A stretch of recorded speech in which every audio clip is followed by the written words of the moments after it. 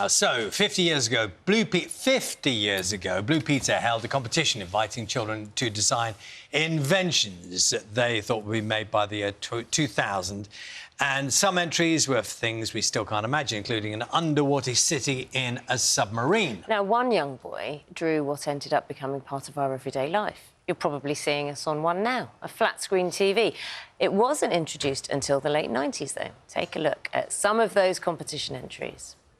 Hello, and today's the day when we're announcing the results for our Ideas for the Year 2000 competition. Robbery-proof door. The door reacts to the voice of the person who is allowed to go through the door, nobody else. A space wallet for the year 2000. Some paper money up here. It's European money. It's marked EMU, European Monetary Unit. Instead of having half a dozen countries with half a dozen different sorts of money, you just have one set of money. It's an underwater city which includes a nuclear power plant to supply energy, a solar reflector system, and solar collecting discs for extra economical power. At school today, we were the first children to try out the new teaching computer. It was a great fun because all we had to do was press a button and then wait for the lessons to come up. New flat-screen television set that can be viewed from two sides at once by the two people, and you can probably see there that they're wearing earplugs so they don't disturb anybody else. Yeah. But it's a flat screen, is that? Yes. Is that practical? Oh, yes, they're developing it now. Very early stage. Very clever. We've spoken to the winner of the under-11s category, Stephen Bostock. He's not under 11 now, obviously. He imagined a flat-screen TV which could be watched on both sides. That's the next step. It also has elements of the World Wide Web integrated into it. This is 2 decades before that became a reality. He told us what he could remember from the competition. When the programme came on, I was looking at all the pictures in the background of the studio and thinking, well, I can't see mine there, I'm not going to get anywhere. And then when they announced it, I just couldn't believe it. It was just an amazing experience to win it. It made me famous for a week in the local area.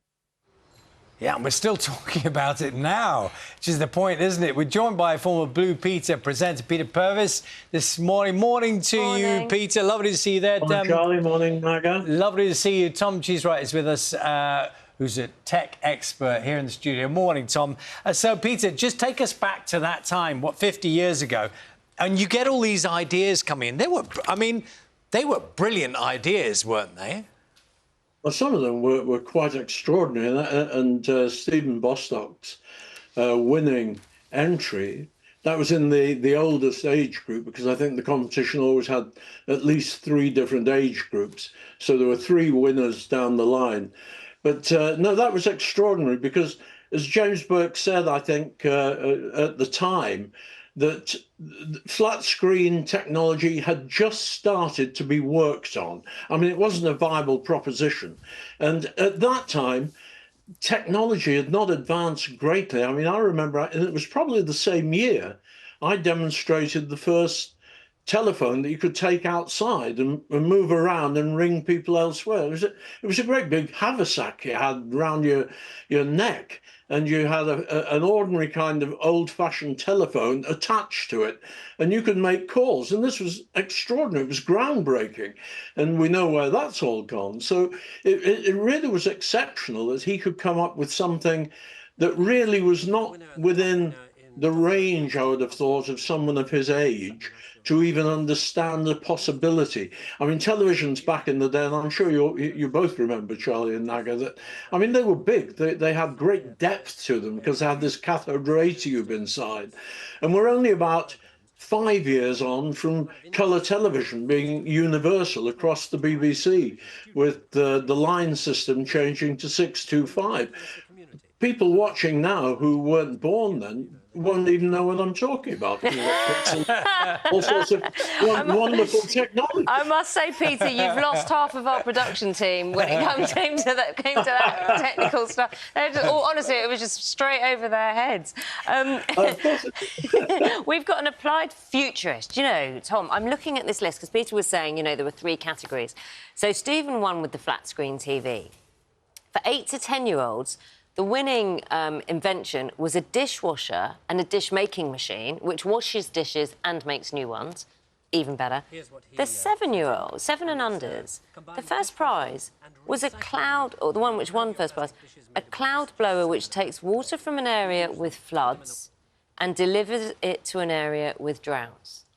How prophetic. Absolutely. And what's really interesting about these is that it demonstrates that children have no boundaries. It's much harder in my career. The older you get and the more you're working with people who know too much almost, the harder it is to get them to think outside the box, to imagine these unbelievable possibilities. And yet children, without knowing the technology, without understanding what's really possible, they think about what we need and they have these unbounded imaginations and come up with these incredible ideas, which have proven to be prophetic. But still the brilliant ideas, like this cloud blower, taking water, you know, from flooded areas to areas with droughts. We need that right now, but even to recognise that that would be something that would be needed because the world's in balance, kind of thing, the Earth's in balance. And that's kind of how you go about trying to invent something. You take a look at the obvious, not almost the bizarre. I always say friction starts fires. You know, if you bump up against a problem that you can't solve, that's what triggers that entrepreneurial instinct, that innovation instinct to try and solve a problem. And so I'm not quite sure what problem Stephen was trying to solve with the two-sided television. Maybe, you know, people wanting to watch different things in the household. But absolutely, you recognise these problems, and without being constricted in terms of what's possible, you come up with solutions. It's the age-old problem, always arguing over the remote. That's probably what triggered it. Peter, you know, it's so true what you're saying before, like 50... So we're talking about 50 years ago, and your programme, you were demonstrating technology, as you said a moment ago, but at the same time, you were using sticky-back plastic in the studio, weren't you? So it was kind of the complete crossover of old and new, in a way. Well, I suppose it was. I mean, we used whatever was available at the time.